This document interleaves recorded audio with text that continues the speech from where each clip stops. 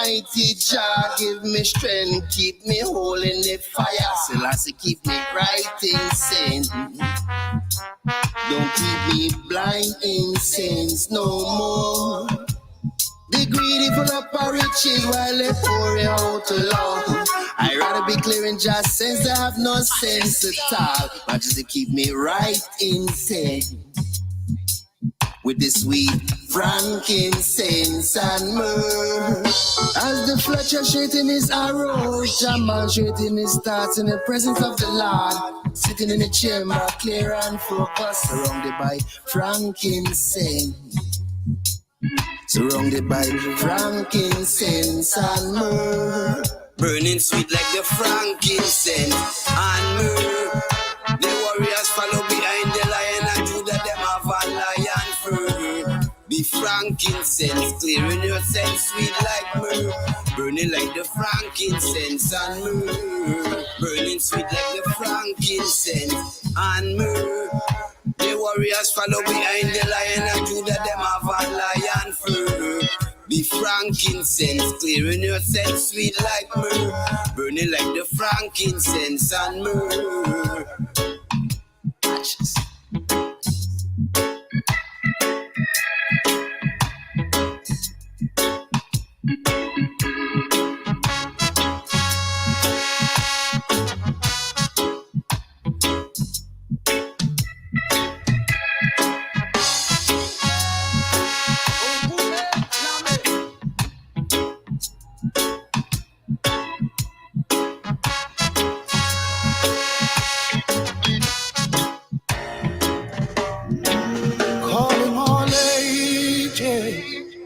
Generation,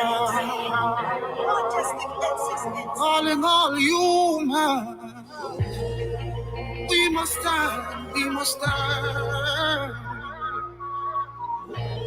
All injustice and all wrong. Flesh flashed against the windows as them come in contact with machine built against love. What was the promise of your convention? To oversee the mindless sacrifice of every human. Buckle-ups, them calling my names. Them come to the front of the war, you are the savior. Buckle-ups, them calling my name. Them shall come to the front of the war, you are the savior. Was bounded by a spell, you call my name. With every mention of such spell, your works proclaim. I here seek to be removed from that veil. Building thoughts, real action proclaim. So warriors, where is your true destiny? Warriors, where is your true life? Buckle up, stop calling my name. Since I come to the front of the war, you are the same. Buckle up, stop calling my name. Since I come to the front of the war, you are the same. The heartbeat of the first man rings through all days. Survival of the fittest was never in his place. Yeah. So I hereby claim the rights of stolen days and memories once buried now raised. Survival of the fittest was never in his place. Survival of the fittest was never on his plate. Buckle up, stop calling our name. Steps that come to the front of the war, you are the savior. Buckle up, stop calling our come to the front of the war, you are the saint. Buckle-Oaks, I'm calling you. Forged in love, formed in fire, formed in righteousness. Forged in love, forged in fire, formed in righteousness. Real righteousness. Buckle-Oaks.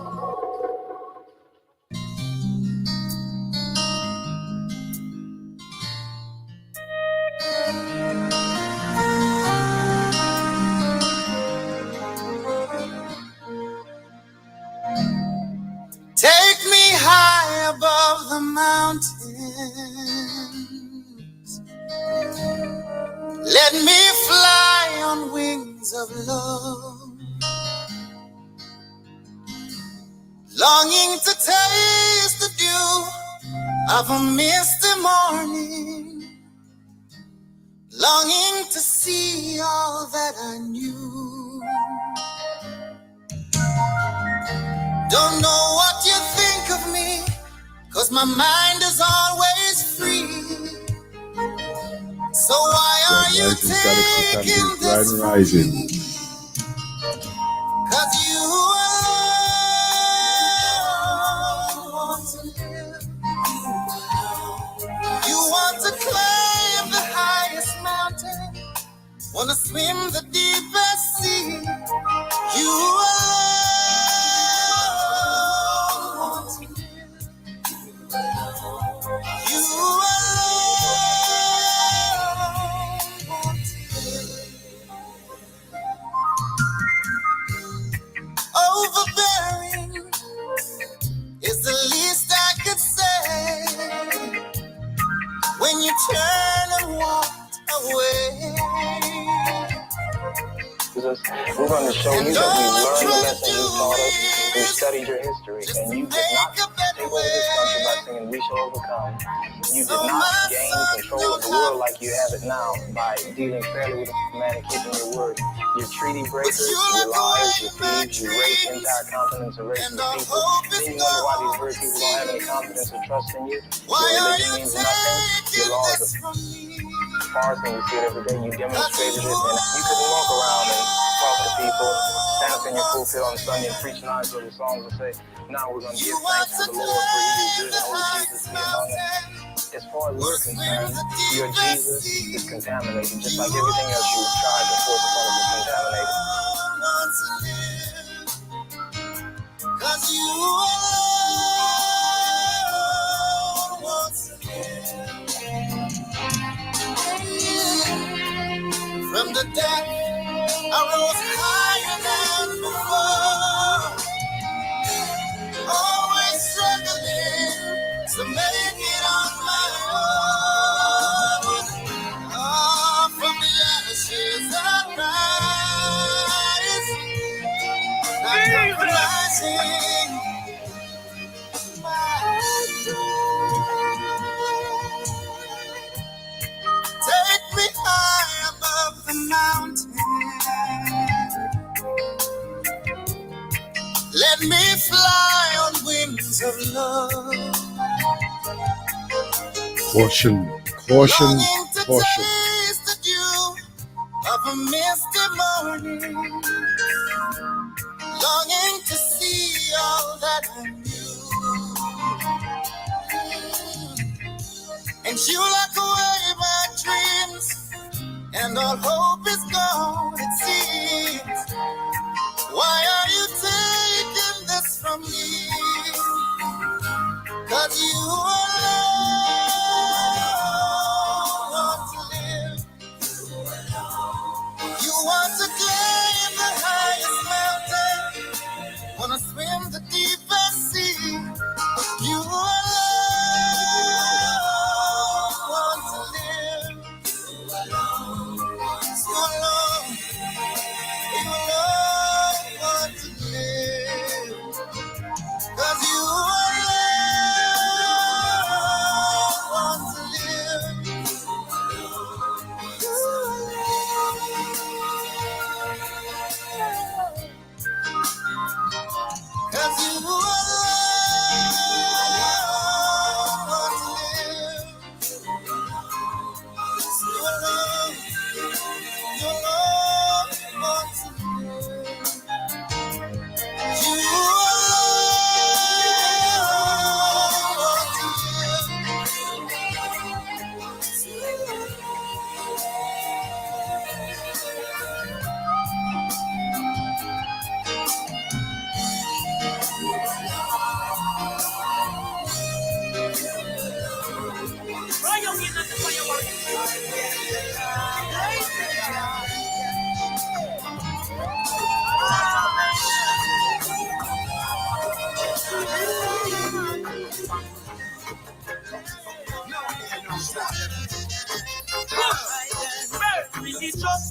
I don't fear no spell. Why so many people are raised just to go hell? The righteous must be free, them to feed well in a no cell.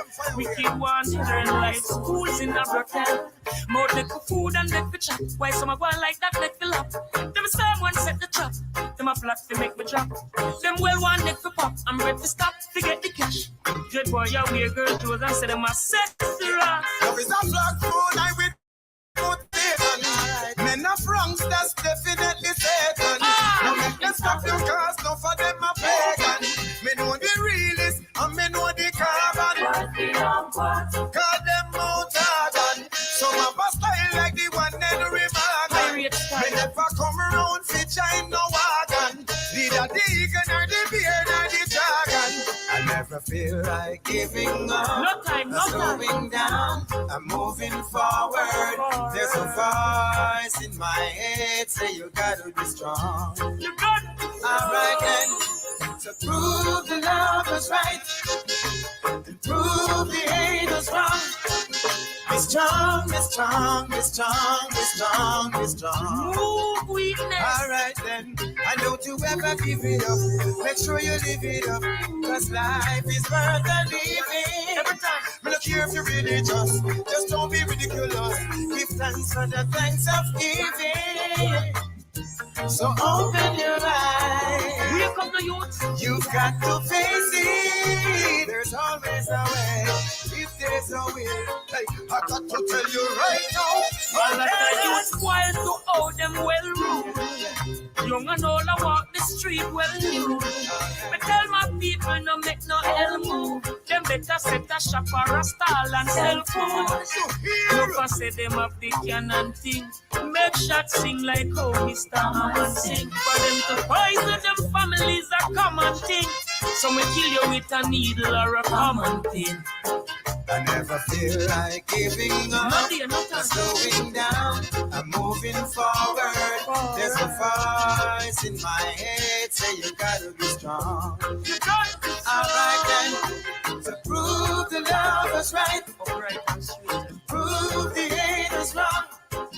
Be strong, be strong, be strong, be strong, be strong. Kush, religious war, I don't fear no spell. Why so many people are raised just to go hell? The righteous must be free, them to feed well in a no cell. Wicked ones learn like schools in a brothel. More take for food and make for chat. Why some are going like that, make for laugh? Them same one set the trap. Them a plot to make me drop. Them well one neck for pop. I'm ready to stop to get the cash. Good boy, you wear girl clothes and say them a set the rock. I never feel like giving up. No time, no time. Slowing down, I'm moving forward. There's a voice in my head say you gotta be strong. You got it. Alright then, to prove the love is right Upright and sweet. and prove the hate is wrong. Be strong, be strong, be strong, be strong, be strong. Move weakness.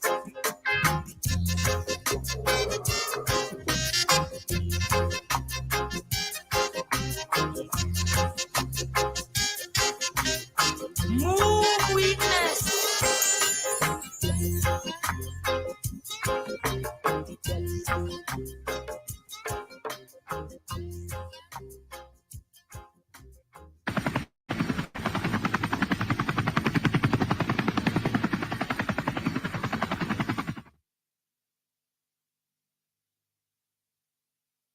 Grand Risings, Galaxy family. Grand Risings to one and all. What a beautiful morning again. What a beautiful morning again. Are you ready? Are you ready? Are you ready to make yourself present? Are you ready? Are you ready to allow the world to see who you are and what you're doing? Are you ready? Are you ready? Are you ready for the reparations? Grounding tomorrow, Tuesday, the 1st of August, the 1st of Mosiah.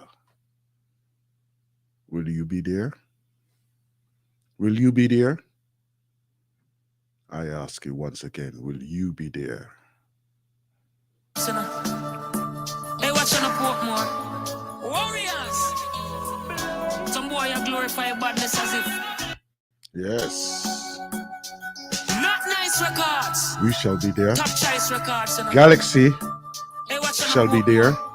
Warriors. Let me see the family gather now. Some boy you You're glorify called badness as to the if. table, Badness as some the table of reasoning, Hey, watch on Not Nice. here on the galaxyofTV.net. Badness, some boy I pray and can't afford tea, much less lawyer fee. Some say them they are head of the game, that are the aim, them kill sister and brother for fame. Life truth make them vex and embarrass. Only when them in a trouble, them embarrass. Enough cause stoop and bend for cash. Warrior happy bun them for that. Many don't know where they're going or remember where they're coming from. Shoot, they keep running. From bed to beach with your family having fun in sand and chasing your brother with a gun in hand. No need to any more slitting short, stop sniffing coke. Life ain't no flipping joke. No care who under me, tell Rome no bother me. Legalize the herb and Holding up the bus waiting for you now. Burn out the badness, show it away. Like a ball, throw it away. Whether you know it long time or know it for day. Too much sadness, throw it away. My people look food at night, some look it a day. The little that they got, these took it away. Bobby wrong system, burst and stress and neck pain. Enough good people, them kill fi get fame. Many get lame and get tame when them get blame. Go for try explain why the 50 caliber catch brain. Maro take off like a damn jet plane. Blood soak the earth like when she gets rain. Kusha tell the youth to feel if it dead game. Boy said that him bad from him in the first grade. With blood, the whole earth him want pervade. Who him a try persuade, doesn't get the first blade. The full ball out the first aid. Lifeless in a bush them find gene. What a crime scene. Flesh drop before it reach 19. Them shouldn't join the swine team. Make sure your heart and your mind clean. Burn out the badness, throw it away. Like a ball, throw it away. Whether you know it long time or know it today.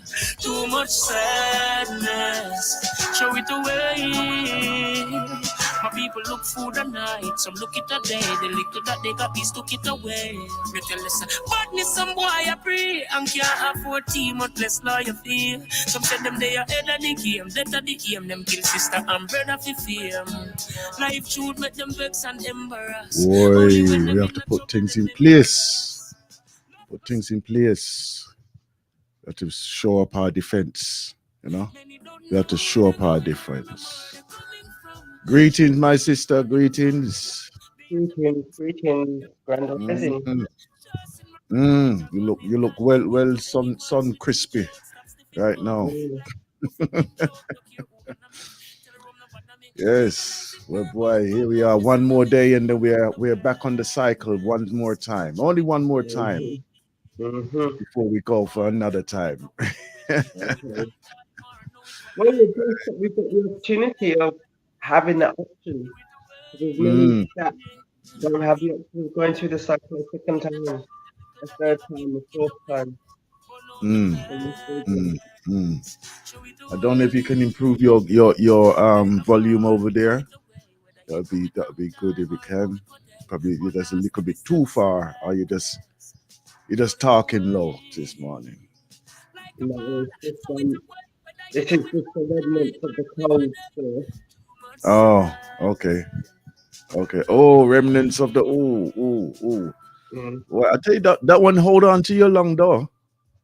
Well, to be fair, if it had done what it wanted to do, I wouldn't be sitting here now. I wouldn't be sitting here now. Right, that was a battle then. That was you and it. Well, I didn't give it a chance.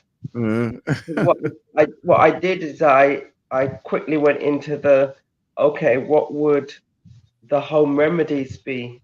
I went through the home remedies to a point whereby I'm thinking, okay, need to be drinking. So it's the ginger, it's the garlic, it's the natural remedies. I've not necessarily had any honey, A, to sweeten, but B, from a cough point of view, I've not needed to suppress a cough, which is what I often find the honey does for me. But I have had Tree of Life. I have had copious amounts of garlic, copious amounts of ginger, copious amounts of lemon or lime rather than the lemon, and orange, bitter orange, and or sweet orange, ordinary orange. So yeah, We'll just maintain and sustain, yeah. Yeah, man. You have to just ensure, say, whatever it is doing what it needs to do, but at the same time, you have to do for it what it needs to be done as well, you know. Right? Yeah. Wow, this one hold you down hard. Oh, wait. It's been a while since I've had a cold that has helped catch me in that way. But hey, we're all here to be caught. But the question is, what do you do once you are caught? How you handle it? It's very true. It's very true. And what defenses do you have, natural or otherwise, that you can call upon? So the thing that I'm looking at now is white rum that's been soaking in pimento. So you have some spicy rum. Yes, so I'm doing the rubbing that on my face rather than drinking it. Oh, you see, waste. You see, people them they just waste, you know. Next, you're gonna tell me that you're rubbing it on your foot bottom too. I have rubbed it on my foot bottom. I know, because, like, you know, as we know, when we know our body is like the plug to the earth, you know. So that's why we do our grounding with our barefoot grounding, you know, so that we can re-energize ourselves when we make connection with the earth in that way. So yeah, man. So are them barefoot Rasta? Are you the one talking with the energies of walking with the energies of the earth right through you? Look at that smile now. You know I'm right though, don't you? You know I'm right. I can't. Guilty as charged, Your Honor. Exactly. Anyhow, so welcome my sister to the table of reasoning on this beautiful grand rising morning. Yes, sir. All right. Boy, what can I say? We have the reparations, and we have the reparations gathering. Yes. Right. Imminent in the next 24 hours. Right. You know, even as I was coming into the studio on this morning here, I was walking. So I'm about like 15 minutes walk away from the studio, right? And as I was walking in, I was thinking, boy, wouldn't it be a beautiful sight to see that all the families walking to the gathering in Windrush Square, you know, and then, you know, it would just be like a throng, like, you know, like how carnival used to be. Yes. Right. When you get down there, it's just a squeeze, and whichever way the crowd is moving, you're gonna be moving with it, you know. And then it's just the thought of just us coming together and having that presence of unification, you know, because sometimes, you know, it's just good to make a connection with one another, to say, you know what, I feel that we need to make a difference. We gather together to actually say, we are here to make a difference. But what is the difference going to be? What is the difference going to be? Because I tell you now, there's many, and I was talking to a sister just yesterday, right? I was at college yesterday, right? Birkbeck University, and I in the party, and I said, "Oh, well, will you be at the reparations?"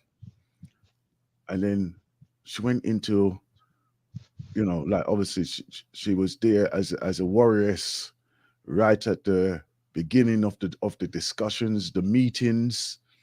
She was on the committee as well, and then she was kind of disheartened, right?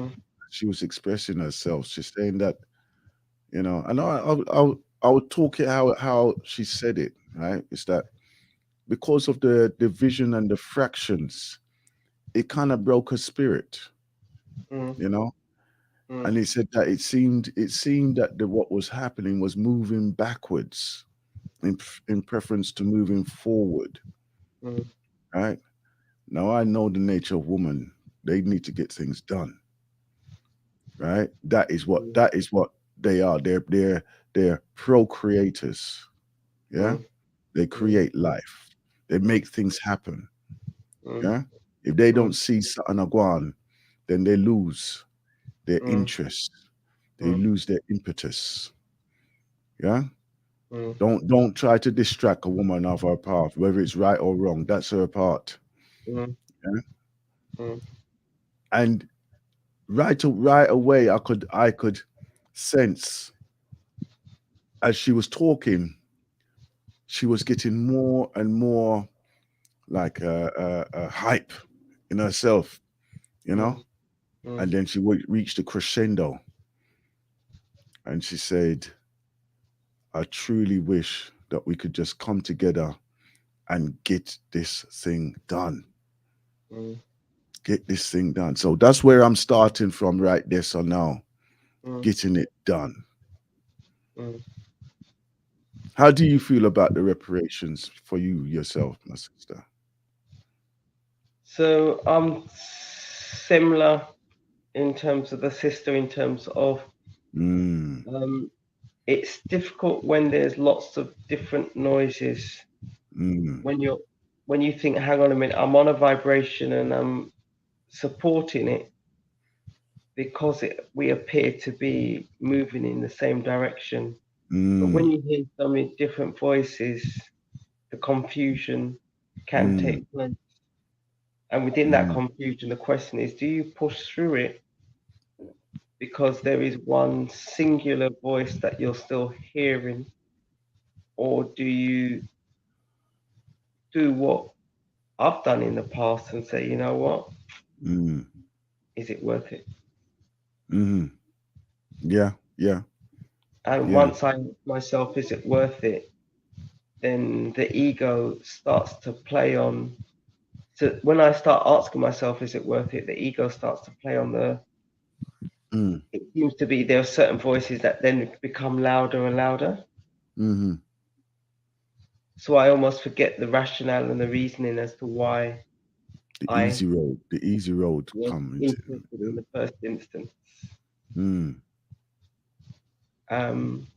So I understand what the sister's saying.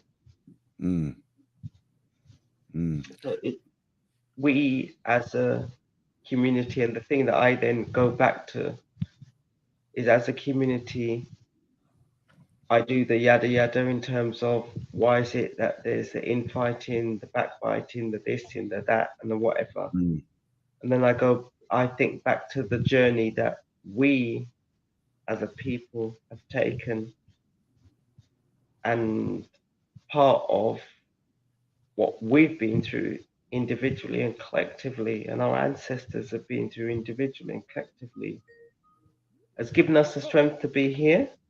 But has also given us lots of voices, and some of them are dissenting and some of them are encouraging. Mm. Mm. The thing is, my sister, right? Over the years, obviously, just like individuals, we all come at this thing from different angles. Mm. We all come at it from different angles.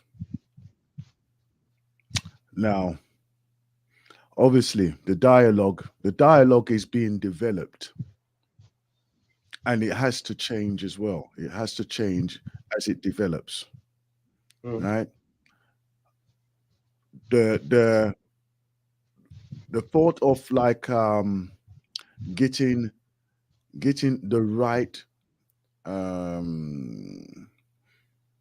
program together, if I put it this way, getting the right program together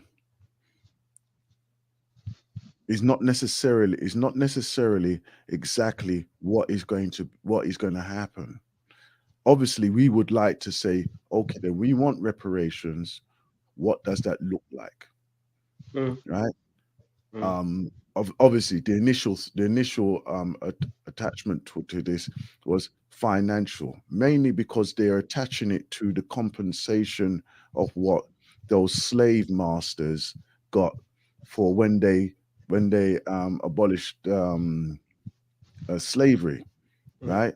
So they got compensatory for giving up their income, as they saw it, yeah.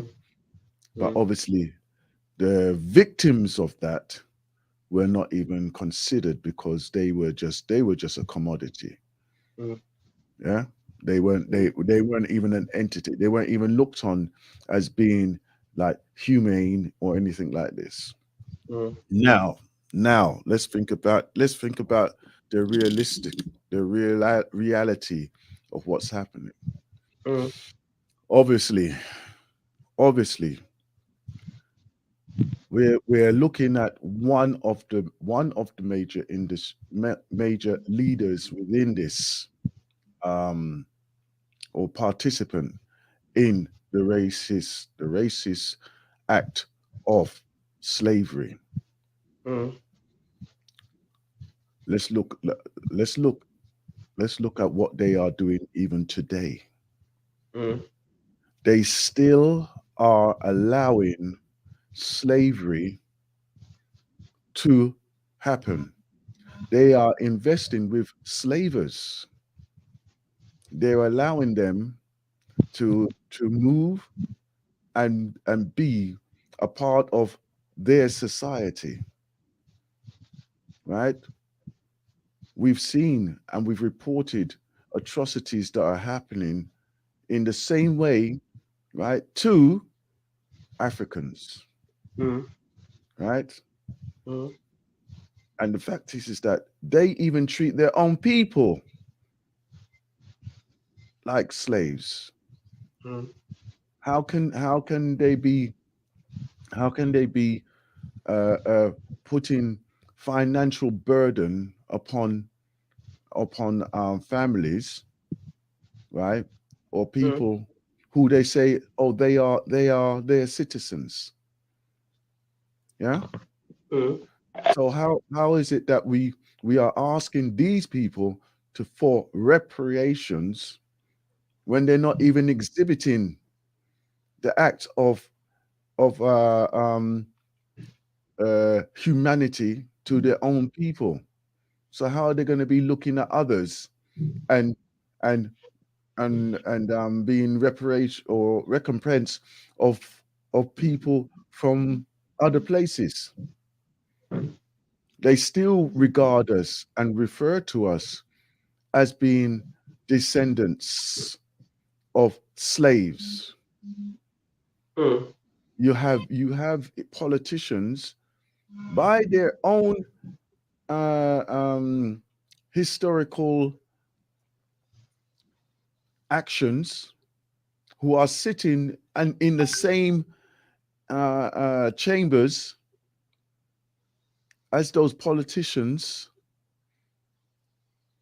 and their acts have been to bury, like they historically do. They're burying the evidence of even our participation in over the last 50 years, 100 years, right? And they're not even being held accountable for that, right? You understand? So, like, although we might be shouting from across the road and behind the fence at this stage, but just like wars and battles of years ago, we have to undermine them by ensuring that their foundation crumbles, by showing them and telling them, and in every way ensuring that that foundation doesn't stand. And when I say foundation, they're acts of the past, the laws, what ensure that we can't be part of their society, right? And if that is the case, then they should not be part of any society, or anybody associated with those type of acts should not be part of any society. But at the same time, we have to build our society so that we can be separate. And this is the thing for me, is that why are we still sitting at the same table with these people, eating from the same pot, with the thought of that we can only get pot scraping, and they're eating the fresh food? Huh? Why are we still doing that? And it's a shame. It's a shame that, you know, when you've been put into that position, and you will always be held in that position, no matter, even if you progress in yourself, progress or do the best for you, right? Because you're not the one bringing to the table the racist division. You're not the one there who's making laws and rules that are going to be detrimental to them. But yet, every move we make, they make another move, just like the game of chess, life. Yeah, just like that. And this is why we have to be always in the game, but also as strategic as well. You know, so if that makes sense to anybody or everybody, then you know, that's my view of it at this particular time. Yeah. The lines are open, 0203-289-6504. Come in early, please. Come in early, because we don't want no lastminute.com business this morning, right? I'm joined here by our sister Sandra. You know, so we have to send a lifeboat to bring her back over Yasso into the call. I think I got a feeling that she's gonna go into hiding in the sunshine, though. But you know, because boy, when you really add it up, do you really want to come back and add this in your heart of hearts? You can talk the truth, you know. You can talk the truth. I can talk the truth because no one's listening. No one's gonna. To be fair, I'm not rushing back. But I'm taking the rhythm as it is. But what I'm doing is I'm appreciating the rhythm. And being mindful of the rhythm. So it's not that. And the analogy that just come to mind is like you're on a boat. So on Saturday, went to the beach, and some of the younger people went on a boat ride, and they were talking about on the boat and it being going like that on the water, and how they were enjoying themselves when the waves were high and how it felt. And that for me is part of the rhythm of life, and remembering and attaching emotions to the memories. so it doesn't just become something that's stored and filed and lost in the sands of time. I tell you, you know what is one of the things that I'm, you know, the other day I was mentioning to someone, and they were talking about, you know, like when we was young, we used to go at least like once a year. We used to go down to the beach or seaside, yeah,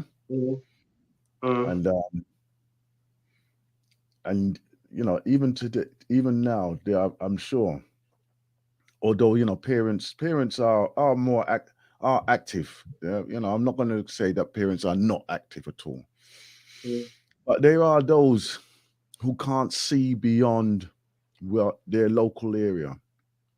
You know, there are those who have not even explored another city, right? Whether it be a city or a village or anything like this, you know. And then when I recount now, I'm thinking, wow, it's been a few years now since I've actually gone on a little road trip for myself, you know, just go out of town for a little while, you know.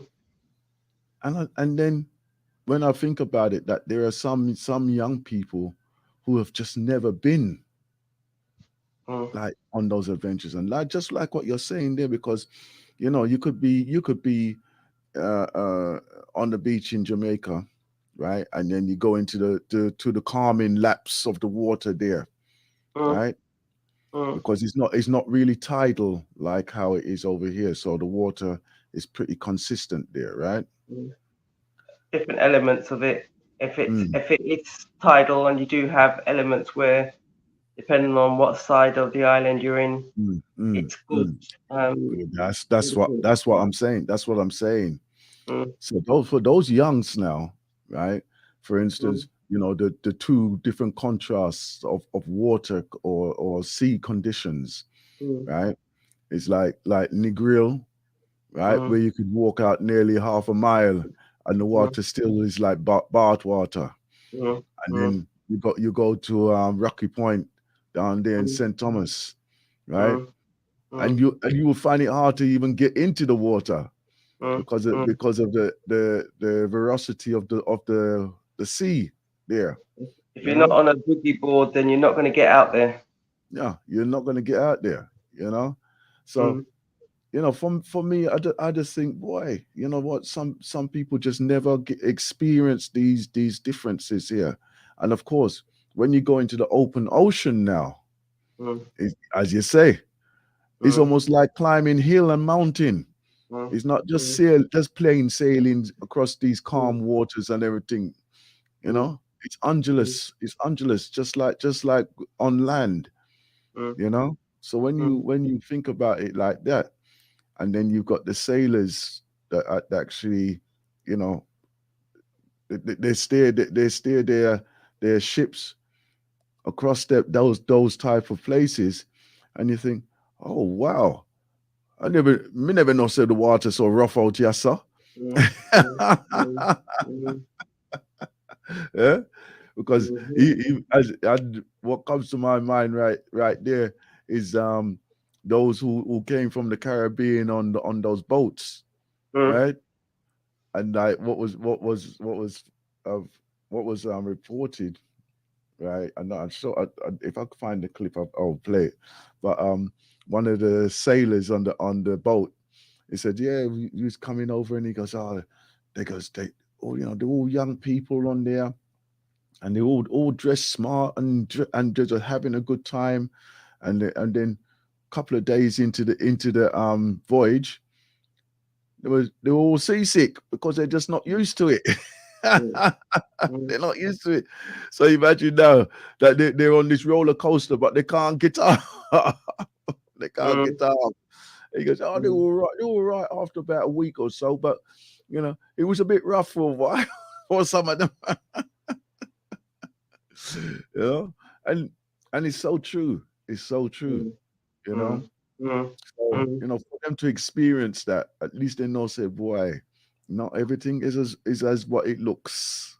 You know, the Mm. journey, the journey, the Mm. journey, man, the journey. You know, I'm telling you. Yeah. And as many as possible. So, last week I was supporting and helping one of my cousins who's working. So they're doing it as a trial run, and I might actually get them to do it. Yeah, we'll have a conversation and record it. Oh, that's good. So they're aiming to start so this is the first time, or as far as I'm aware, like for a whole week, the children in Moortown have had the equivalent of a play centre, somewhere to go in the summer holidays. So over the last 12 months, they've like had sent down copious amounts of pens, books, Lego, things that children can play with or can use. So over the last week, and Saturday was the culmination to some degree, well, one of the elements in terms of taking them on a road trip, a field trip, an outing. So we could have gone to the beach just down the road for me, which is local, but they made the decision to go to one of the beaches which are further away, because we know that some of those young children won't necessarily have come out of the district. So they know from the equivalent of Croydon to Brixton, but they don't know any further than, they don't cross the river. So they won't know East London, they won't know North London, they won't know West London, and by God, they sure as hell don't know Brighton. So it's that as an equivalent. So we took them, it was organised in terms of a trip on Saturday to go down to the beach. And there's going to be on Wednesday, we're looking to go to Bath Fountain with some of them, again, as an experience. And then the following week, they're looking to do a fun day. So they're just doing little things over this holiday, bearing in mind that come September, they're looking to set up like a after school, even if it's just 2 evenings a week, where from a homework point of view.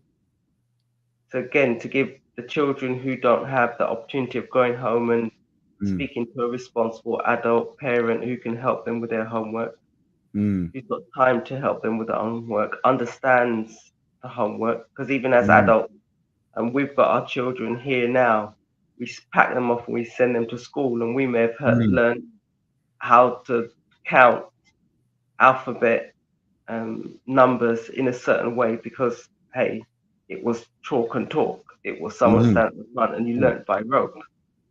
Yeah. Whereas now they use sometimes a bit more of the experiential learning. So the parents may just not be up to date with it. They can help, they can support, but they're just not up to date with it. So it takes them a chance to think it through. And in the meantime, the young person's getting frustrated because they expect, as a parent, you should know these things. So we're looking to run, and they're looking to run a after-school club whereby homework can be done, and then other activities can be done as it branches out and it expands. So that's someone else's purpose.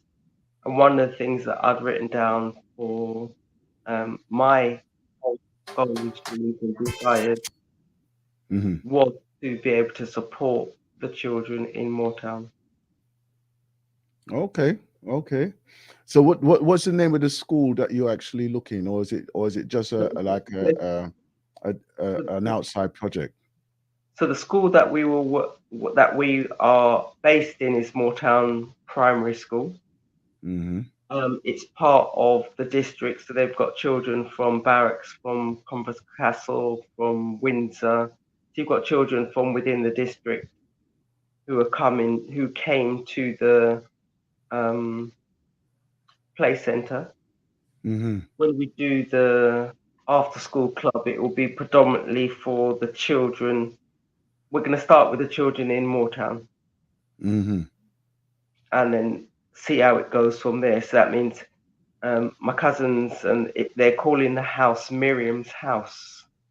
So Okay. their grand or great grandmother, where are we on? We're on second, third, yeah, grandmother, great grandmother, Mm-hmm. come from the district, and she had land. So they started to build on the land, but they've not done anything with it. But Mm-hmm. you know, sometimes you go to Jamaica. Well, let's be fair. A lot of times you come to Jamaica and you see houses that have been started, but for whatever reason, it's not Mm-hmm. finished. Yeah, yeah, So this yeah, is yeah. the house where the foundations are up. They've got the columns, but more work needs to be done and they've got a roof, but more work needs to be done in order to make Mm. it habitable. Yeah. So the question is, are the generation that are still here, whether they be in Jamaica and or the UK and or other places, Mm-hmm. do they want that space? Quick Mm-hmm. answer, potentially no, because a lot of the generation, as in the children, have found their own calling, their own space in life. So what Yeah. some of them are thinking about within the family are we going to use that? What are we going to do with that space? Are we going to come Exactly. back in 100 years and it just becomes a Mm-hmm. places for the grass to grow? Or Mm-hmm. are we going to make good use of the space? And the space is not, it's about 10 minutes, 15 minutes walk from the school. Mm-hmm. So it's an ideal location and you can finish off and they're looking for support. So I will have them interviewed just Mm-hmm. so we can see what we're doing in our community. And it may be things that the Galaxy family, in terms of the Mm-hmm. wider family, are very similar to what the Black Fathers did Mm-hmm. in terms of supporting a local school in a local area Mm-hmm. Mm-hmm. and what that support looks like. Brilliant. And it looks Brilliant. different things for different groups. But let's Mm-hmm. not forget that when we went through the education system and our children are currently going through the education system, A, it's free, Mm-hmm. and B, what opportunities can bestow you once you have the education, regardless of how far you go within it. Because we Mm-hmm. know that there are famous people out there who have not gone through the education system, because that's another question. But is it good, bad, or indifferent? But let's just Mm-hmm. give them a chance. Mm-hmm. Yeah. Mm-hmm. One of the things that, you know, like, as you rightly said, like with the Black Father Support Group, that, you know, giving the youngs the opportunity to just have that initial education, you know, and because like in the Gambia, you know, most of the places there you have to pay, Mm. and obviously, you know, we look for compensation for compensation. You see the reparations things in my head now, isn't it? Yeah. Um, we look for sponsorship of our Mm. young children, right? Mm. For the year, we're talking just like £70, Mm. right? Mm. You know, proportional to the wage and what the living costs are over there. So it's £70 Mm. for a year, right? Mm. Have Mm. you done anything like that? Give a costumation of what it would how much it would cost to actually support a child, or even the class, you know, how much it would cost you So for your that's some of the conversations that we're to have in mm, terms of what it's cost to run the last week, then the ramping it up. So that's just the basic cost, mm, and that's not paying for any staff, but that's just mm, buying food, drink, and material, and mm, pen, paper, colouring pens, mm, etc., etc. So there is still some costing to be done. And I know for myself, one of the things that I was looking at doing, my cousin and I, Sharon and I, were doing, and I know I will do, is come school term. I know that, having spoken to the head mistress, that not all the children can afford the books. So then they end up sharing books. And one of the things that my mother would always do is she'd always have her own. She would do what she needed to do to save her money, work and earn her money, sell banana, walk with the big people, go down to market, sell bananas, so that she could have her money, so that she didn't have to share her book and her pencil. There are some children that don't have that opportunity, so they end up either doing without and going through the whole of a school term without the basic books. Can't be nice. Having to share a book, and depending on the family that you're in and who you're sitting next to, it's a quick and an easy way just to drop out of the system. And I know we asked, we stopped and so we're in the taxi going down, having had finished the day, and we saw someone, a young person, and we asked them, so what you doing? I mean, not doing nothing. So you know what we're doing, yada, yada, yada. Why don't you come up and help and support Archer? And from the time I hear that Archer, I think to myself, is that a lost soul? And my next question to myself was, do I have the power or the capacity to reach out to that young person? Because I'd already started to paint my picture where they're going to go 10 years from now. They'll just be sitting down there liming. Same place, same spot. Same place. Just, they can smoke the good stuff, the bad stuff, and the stuff in between. And that's what they'll be doing. And you think to yourself, that's a waste.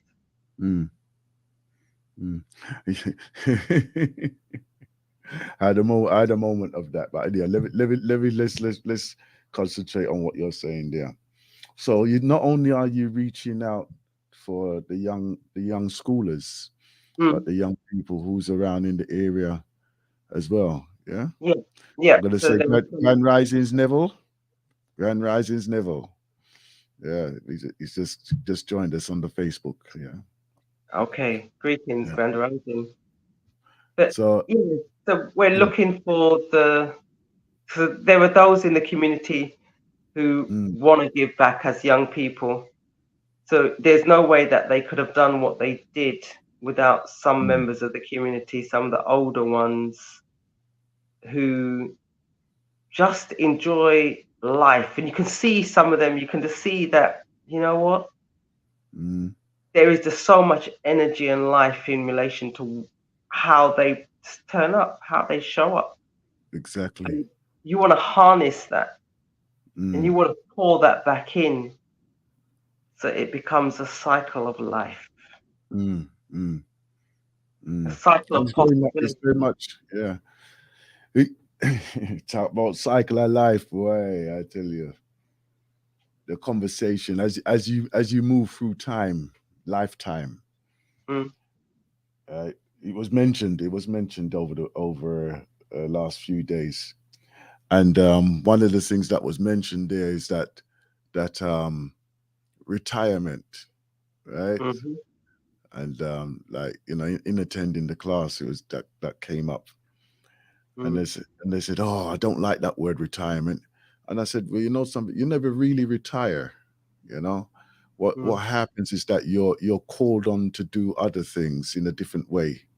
That's all it is, right? You may finish with your secular job, right? But you'll find that you'll probably be working more harder and longer once you leave out of that job.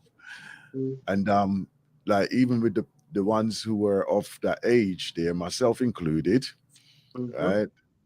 That we came to the conclusion that we was enjoying our time and life now more than when we was actually working, right? In our secular jobs. And obviously the question came up: would you have done this earlier if you had if you could relive your life again? And they said, "Oh yeah, definitely." They would have made that choice of changing or putting things in place so that they could leave that secular job sooner rather than later.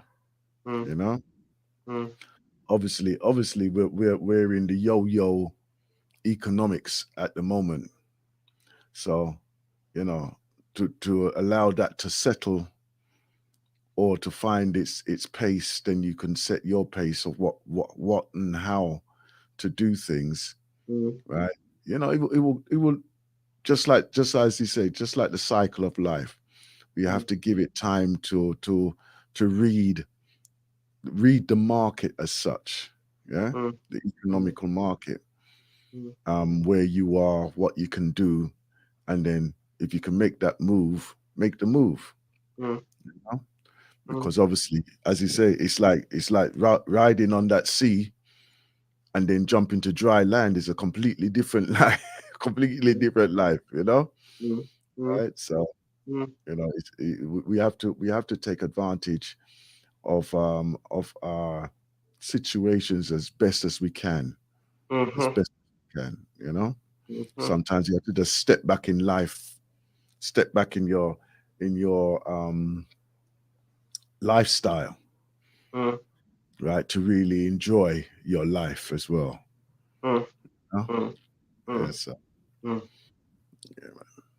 yeah. So if I think about, so they talk about reparations over here in whoa, okay. And there is a committee that's speaking about it. And one of the things that I heard them talking about was, again, the monetary aspect. And they looked about it across the Caribbean, and they were talking about, in today's money, was it billions? They've got to be talking trillions, man. They've got to be. No, it's either billions or trillions. But when they spoke about the money, it was just like eye-watering in terms of, and then they were speaking about the rationale behind. But the conversations are still being had. The conversations are being had over this side of the water as much as it, like you say, in the UK. Will those conversations ever not be had? And as long as the powers that be are not holding up their hands and apologizing on the face of it, then those conversations will continue to be had. Part of my ego that says, if I have to apologize to you, it means then that I, A, recognize I've done something wrong, but B, I need to do something about it. I need to take some action. And if I think about the two young boys that by the time I got to it, one was fighting the other, and I thought to myself, and the other one picked up, what did he pick up? A broom to lick the other one with. And when I brought the two of them together just to understand what was the argument, and in understanding what the argument was, it was just something simple. One in the toilet, one going into the toilet, in him opening the door and slamming it, open it with such vigor, frightened the other one. In frightening the other one, he then needed to go back and do something. Then between the two of them, they come out of the toilet and start ramping and fighting one another. And then one's picking up an instrument a broom in order to lick the other one with it. And you're thinking, so when I parted them just to understand what the argument was, and then it became the word, okay, so you need to apologize. Even that young, why do I have to apologize? And it was almost like, hang on a minute, we got to break this down. But why are we so afraid or frightened of the word? But he did, yeah, but if we take it, you're both wrong. But because as human nature, we don't want to do that thing called apology, because it's almost like our brains just move forward to say, okay, so if I apologize, what do I need to give up? What do I need to do? Is it a quick shake of the hands? Is it a quick fist pump? Is it a hug? Is it just the words "I'm sorry"? Does it mean that I am lesser than? Am I losing face? Exactly. That's just to you, let alone big government conversation and big conversation. Well, you can see it's the same type of mannerisms that they're carrying on with as well. Yeah. It doesn't change. They just do that, and then they're supposed to be the leaders, and they're displaying exactly the same type of attitude towards each other. Right? and the question, on 2 occasions, no, a lot more than 2 occasions, I'm seeing the young people and they're running and fighting one another, and they're carrying scissors in their hand, and I'm thinking, hang on a minute, where have we gone to? Why? Oh, but there is no buts. What is it? Why our ego tells us that if we're going to be in a fight, we need to tool ourselves, we need to arm ourselves at that young age, because these are children who are a little bit. Yeah. And the thing is that it's so easy to take life, you know. And that's the way I'm looking at it, and it's almost, they're seeing it as harmless, quote unquote, fun. I'm not going to do anything with it, and I'm just thinking to myself, yeah, that's what I've seen children who are walking around now let me rephrase it. I've heard children say that they're carrying whatever they're carrying for protection. Yeah. So they move beyond I'm doing it for fun.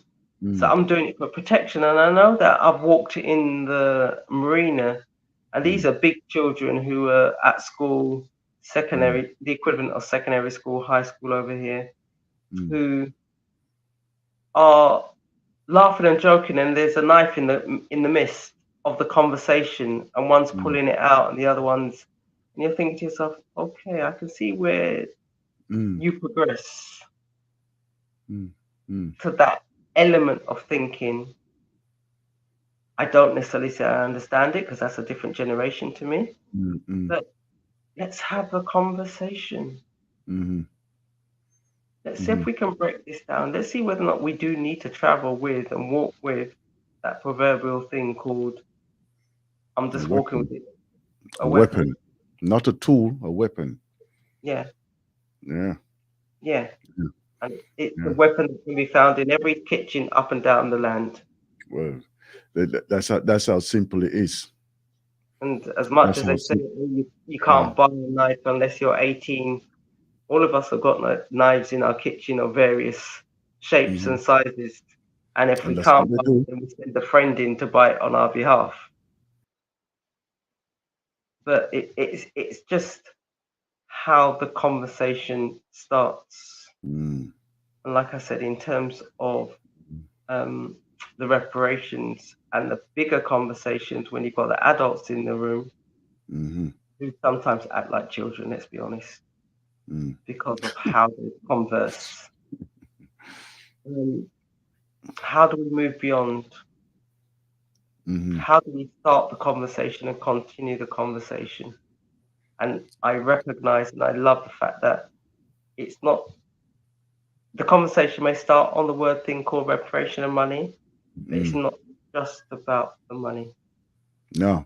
I mean, the repair of ourselves, right, is to obviously bring ourselves to a level of appreciation of each other, right? This is why I like when we have those African proverbs and states and mission statements, right?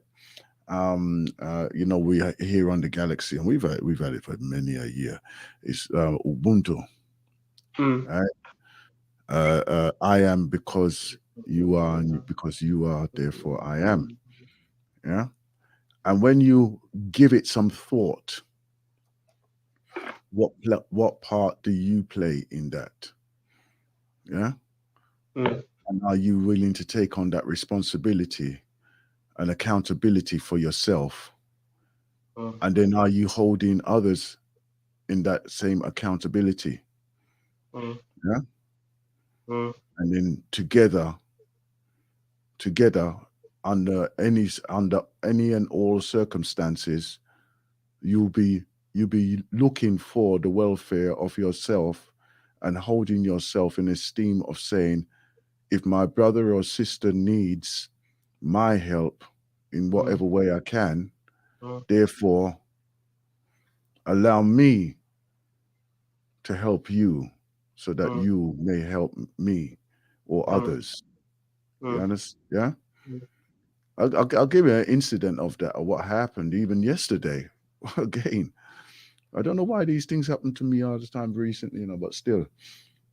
I was leaving, if you call it that way. We was leaving from the class yesterday. And as we were coming out the class, there was this young man, and he was sitting down, but the way he was sitting down, he was like he was leaning against the wall. So he was sitting on a bench in the corridor, and he was just leaning against the wall, right? But he was awake. But as I was approaching him, I was just checking to see if he was looking all right, And I don't know why, but I just stopped and I said, "Are you okay?" And then he straightened himself up, and he said, "Yes, yeah, I'm okay. I goes, "Are you sure?" Right? And I know that if I wasn't in the momentum of leaving, I probably would have sat down to really ensure that he was okay, And he said, "No, I'm okay. Okay, I'm all right." And I went, "All right, then, very well." And then, as I was moving off now, because there's about a good 4 of us just walking at the same time, and one of them mentioned it was one of the sisters that I was talking about with the reparations as well. I said, "Do you do that with everyone?" Right? And I looked at her as if to say, "Why wouldn't I want to do that with?" As if to say, and I didn't say it, but why wouldn't I would want to do that with everyone, right? And I just looked at her and just nodded, yeah, basically yes, right? But it's that instinctive nurturing of others that we need to develop for ourselves and within ourselves, So as much as I look for myself, I would look for others as well. Yeah. So in that way there, I wasn't holding her like accountable in what she was asking or anything like that. But it was like a check for me. Yeah. So it's still one of those things that we should have as an instinct. You know what I mean? Are you going to allow somebody to fall upon the road or stumble and fall down? Meanwhile, you could brace them and help them balance themselves in life as well. Are you going to allow somebody to fall down and on their face, or are you going to be there to help them, embrace them, and support them? Just like those youngs, right? That you're looking to help in some way, right? And to guide. And I'm going to tell you now, there will be those who would seriously appreciate or be in appreciation of what the works that you're actually doing there, because many of them just need that support. They do need that support, right? And it's not necessarily, as you pointed out early on, it's not necessarily due to the parents not being there. It might be just their learning capacity might not be as attuned as what is required. Yeah. Understand? Because like it's very important that we do look for each other, that Ubuntu. You know, we have to develop that. We have to develop that. We're joined with our African correspondent from North London. Greetings, our brother Akram. Yeah, Grand Rising, my brother. Grand Risings. Yeah, sorry again, I'm coming a bit late. You see you? Boy. you would never make it on the ark.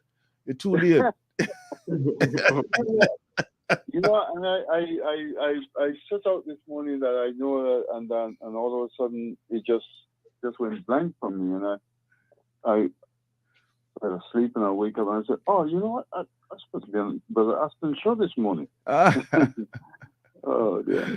That's great. That's great, man. That's great. Late than never. But yeah, it's a good reasoning, as you rightly say. You know, we have to continue looking out for each other. But this situation with the reparations and the repairs and the money sort of situation. Yeah. You know, because someone was saying, well, it's about the money, but the fact is, for me, it's about the money. Because I'll tell you why. You see, without money, there's not a lot we can do. Okay? If we have the money, we can set up the institutions to, well, as I said, for the repair, which means the education, the taking care of the mental illnesses, and so forth, right? Without that money, we can't do that, okay? And nobody's going to do it for us.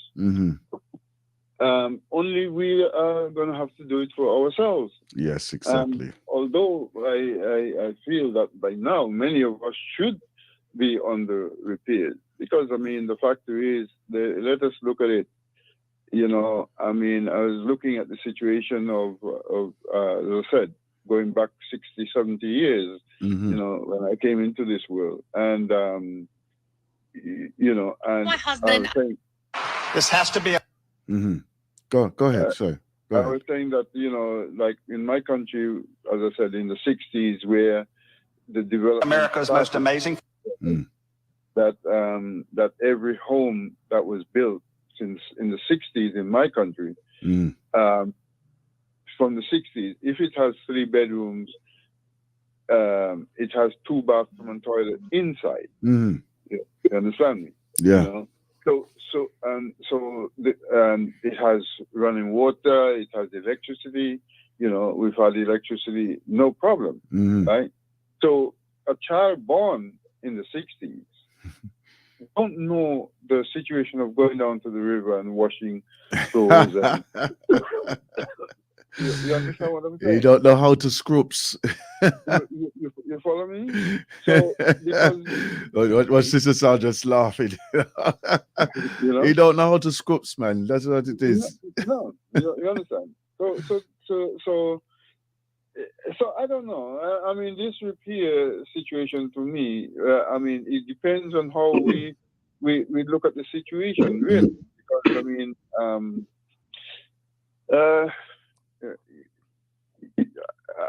I don't know. I mean, that's the way I look at it anyway. But I'm saying with the finances, we can change a lot of narratives, you know, and look after the whole situation. That means we, you know, because as I said, they're not going to come and do it for us. So we're going to have to take the finances, and everybody else has got finances.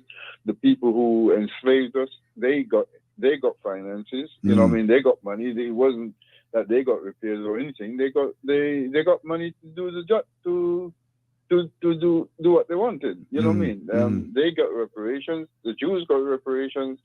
You know, the Indians got reparations. The Japanese got reparations. You know, I mean, and it was financed. You see?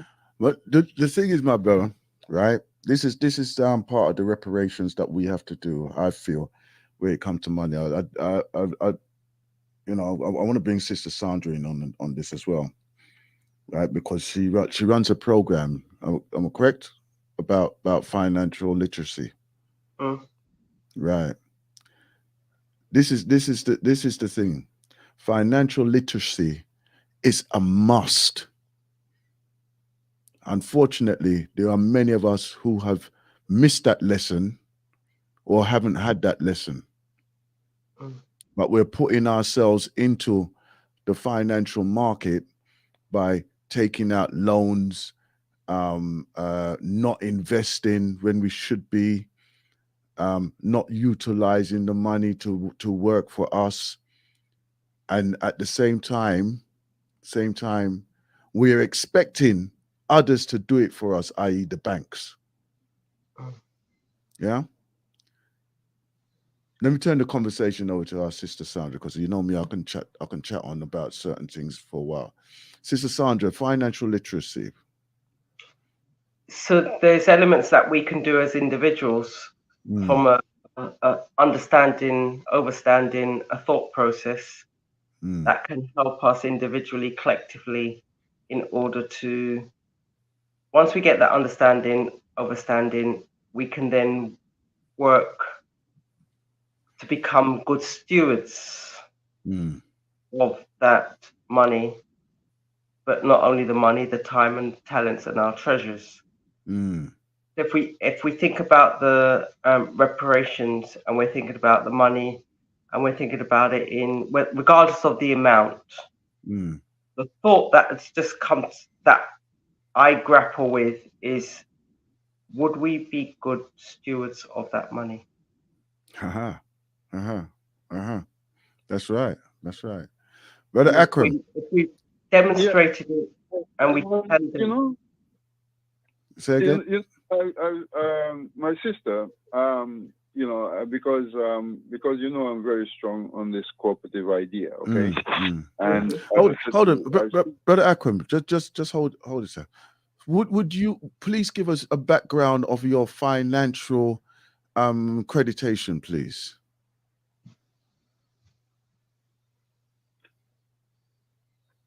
You're talking to me, or? Yes, I'm talking to you. Could you give us a background of your financial accreditation? Because some people just think you might just think this out to your head, right? For those who are not aware of where you come from with this. Okay. Okay. My idea is, as I said to you, I developed this knowledge from my country, where first, as I said, I came here in '65, and when I went back 7 years later, brothers who I went to school with, they were on their way to being millionaires in my country. Okay, and they had houses because, as I said, in the '60s, because, you know, many white people were there before the war, but after the war, many of the white people leave. So mostly it was just black people that was in the country. Not such a bad thing. Yeah, in the '60s, many of them start returning, and they came with money, and they started building houses. You know, they put houses up there, and certain areas that was thing, because, as I said, they start building roads and infrastructure and so forth. And during that time, what happened is that many of our youngsters learned how to build.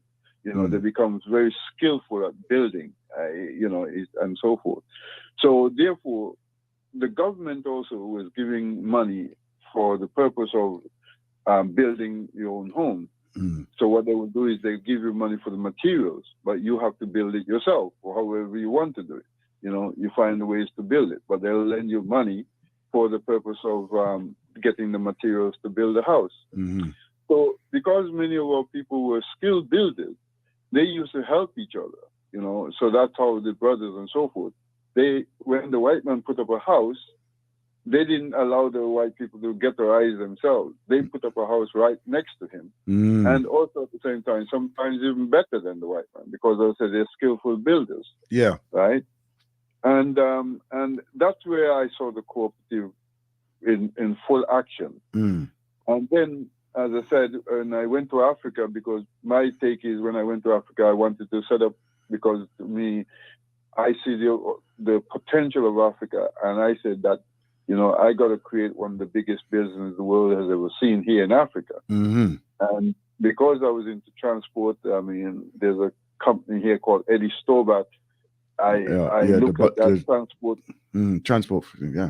Transport. I wanted to be an Eddie Stobat of Africa, you know. And so I went and started buying lorries and buses and all these sort of things. And then my friend put me over to the idea of one of the brothers I encouraged in the university, that when they came out from university after because I encouraged them, because the Americans wanted to snatch him. And I told him, no, that, here opportunities are here and so forth. So when him and his friends came out, they started, they formed a company, an engineering company. And then they started expanding and having block factories and other things. So he asked me about if I can help them to get a drum, because a mixer. And that's where the journey started for me. So I joined with them because we went to South Africa to look at I spoke to my cousin in America, and he then pointed me that, look, I can go to this place and maybe get a block making machine. And so that's how I went on the journey of setting up a block. I had one of the best in Tanzania at the time. This is about 2007, and my block factory was the best in the country. And but when I put it up, as I said, I now wanted a license to operate. And what happened is that the person who was in charge of giving me the license in that district would not give me the license. Okay. So I spent about 3 months waiting to get that license. And so then I come to realize what we're up against, because the point is, obviously, the people who have money in the country, who have money, as I said to you, there is people like the Arabs, the Indians and so forth, they deal in millions and billions, whereas we are dealing in hundreds and thousands. Yes, right. We're not keeping up the pace with that. Right.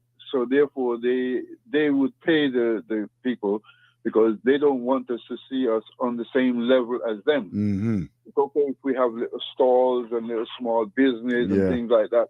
We're not a threat. Yeah. But when you start thinking, hey, I want to be at their level, they will then try to sabotage it. You follow what I'm saying? Right? Every time. So that's when I come to realize we need the group economics. We need we need to come together in numbers in order to so that's, as I said, okay, the final part is, in 95 I went to Kenya and I wanted to buy a kettle. And when I went in, it was Indians who have this business and so forth. I asked for a guarantee. They said, no, what are you talking about guarantee and so forth? and I wanted to tear the shop apart, because I'm saying, look, because in England, I can buy a kettle and I use it for 11 months. And then after 11 months, something goes wrong, I take it back and I get my money, or I get a new one. And here in Africa, you buy something, you take it out, 2 weeks later, something goes wrong, you have to keep going and buying another one. So that means that's why we'll be forever poor, because we have to spend more money, right, than anybody else, because every time we buy something, you have to keep going back and doing something. And that's why I've come up with the idea that we must, for us to defeat these people, we must set up We must. Exactly. I know. Say that Sister Sandra, she has a fight. She has or offers a financial guiding system on her programs, right? On her teaching programs, right? So in that way, there, this is the type of thing that we need to really instill within ourselves, right? We need to get the foundations of how money works. Even the little piece that you have in your hand, make it work for you. Yeah? Make it work for you. Most certainly. But can I ask her, because as I said, because something that we have not been taught, and that is one of the biggest problems that we're having. Okay, before the war and around those periods of time, or even before, because cooperatives, like also has been there for a very long time. But these capitalists has come and beat it out of us. Okay, you understand, right? And Karl Marx, he had a very brilliant idea of how we should be structured in cooperatives and so forth. Unfortunately, as I said, the capitalists opposed the idea, and basically, so it's not taught in many places. It's something that's springing back up, because people are now, it's now being revived, and so that's why, again, because of what people are now seeing. Hey, wait a minute, the socialist movement, right, that these people have been against, look at their capitalist program in America. Well, my brother, as and when they need, they dip into whatever they need. And apart from that, if it's not serving them or the mass, right, they discard it.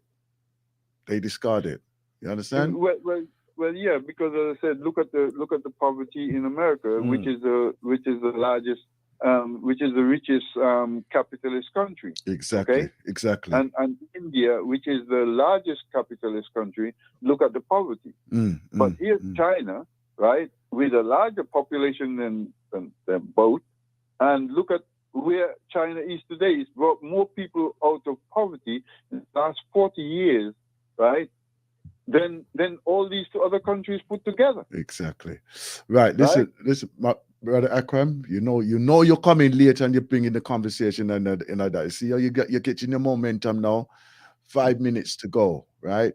I'm gonna have to draw the line so that we can do a reasonable summarization here. Okay, right? So we hold the conversation there. Please come in early if you're coming in. All right. Okay. Before we go, let me put to Sister Sandra, okay, and to yourself. I think I've sent it to you, but but there's a brother. Well, he's not a brother. I think he's a Jew, but he's a professor in and one of the champions of championing cooperatives and social issues, okay, against capitalism. And his name is Richard Wolff. You can Google him. You can get him on YouTube and follow his lessons, because he's very strong in opposition to the capitalist movement. Okay, yeah. His name is Richard Wolff. Okay, Professor Richard Wolff. You can Google him, or as I said, I think on Workers' Cooperative. Okay, then. He can give you the rundown of where capitalism destroys the thing and so forth, and why it's so important that if we want to eliminate the poverty of this world, we need to go down the cooperative route, the socialist route. Okay, all right then. Thank you very much. Thank you very much indeed. Yeah. I will look forward to hearing from you soon again. Yeah, because I know you're coming back again today. All right, thank you. Sister Sandra? Yes. There was a lot there, and from a cooperative, and the thought that came to my mind was credit union, which is that collective that is as a group coming together in order to pool money, resources, in order to build. And that was one of the things, if I think about the early generation, Windrush generation, those that came in the 60s, the 70s, that was a spirit which may have been lost with this thing called Barclays, NatWest, Halifax, and any of the other big over. The slave trade took it over again. Yeah, yeah.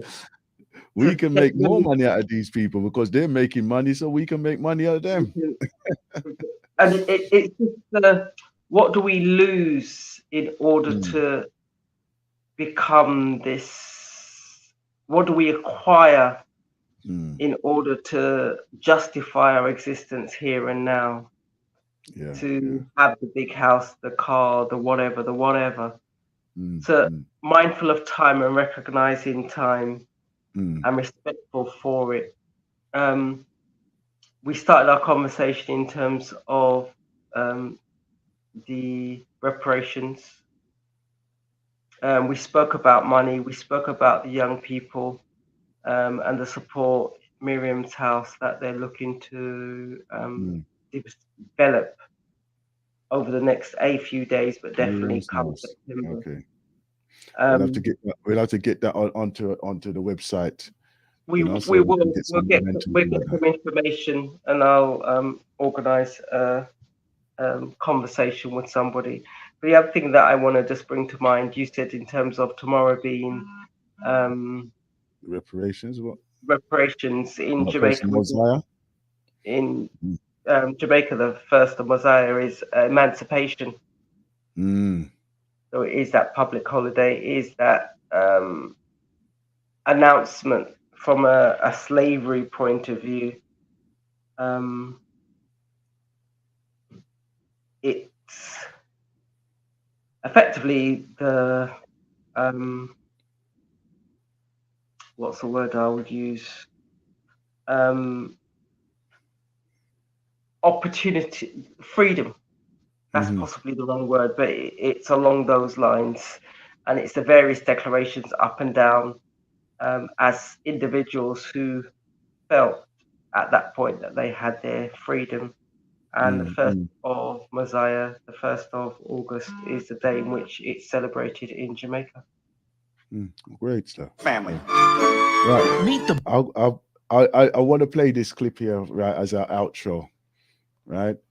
And I'd say thank you once again for joining us. Although we run a little bit over time, I'm going to take a little piece of time from the next presenter, right? Because I think it's important that we do this, and it's very appropriate that you introduce that program, right? Of initial education, right? And I think that as it gathers momentum, I'm sure we can endorse that even through this program here. So okay. All right. So have a great day, and don't worry about the suntan lotion, right? You just make yourself crispy and nice. See me? I will go for my jelly coconut and all things. You see you. Go along with it yourself. All right, you take care now. Have a great day, yeah? Peace. All right. Here, listen to this one. Bushes from South Florida, overachievers who stand at the ready to serve their country. 19-year-old Gabrielle graduated college at 18 with a degree in health administration. 18, a year later, she earned her master's. Her goal, Secretary of Health. 16 years old, her sister graduated high school and college in the same week. Now 16. Grace Bush. She just earned her master's in public administration. My ultimate goal is to be the Chief Justice of the United States Supreme Court. When the Bush's firstborn, Gisela, was 18 years old, she graduated college with a degree in urban design. 2 years later, she graduated again with a master's degree. At 21, she's already working in her chosen field. Before their advanced studies at Florida Atlantic University, the Bushes were homeschooled. Their younger brothers and sisters still are. Their tiger mother, an architect and an attorney herself, says she believes education is more than just books and memorization. The secret sauce is dedication, commitment, perseverance, hard work. A family to watch and a name to remember. That other Bush dynasty from South Florida. This has to be a... That's it, man.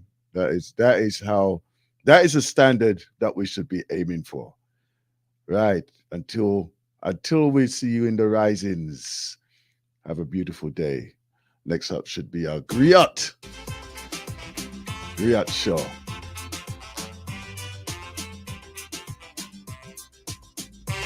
I was sitting comfortably back there in my country.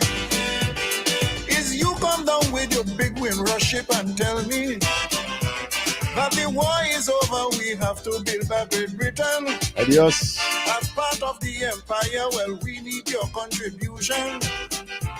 So I came over and I work on my suitcase, still you get what you want. Now you're telling me and my children that we are illegal immigrants. You get what you want from me, so you saying get out. You no longer need me in this country, you say get out. After working for you for all them years, you say my children they're born and grow. Well, how can you be ungrateful, so telling me no, I have to go.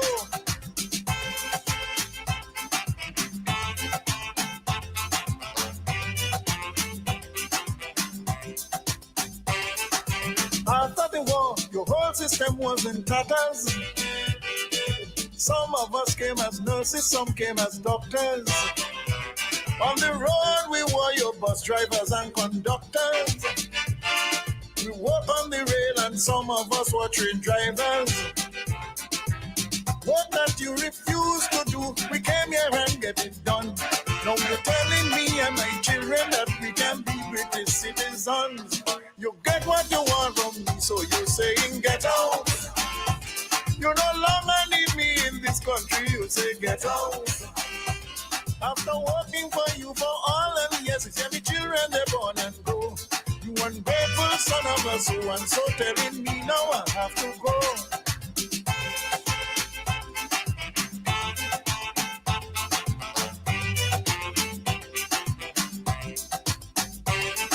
I'm living for over 40 years here in Britain. People still looking at me as I'm an alien. I could lose my house, I could even lose my good work. Cause you say if I go on holidays, I can't come back. You say you can't find me documents, so you turn around and declare I just don't care how much taxes you pay, I don't want you living here.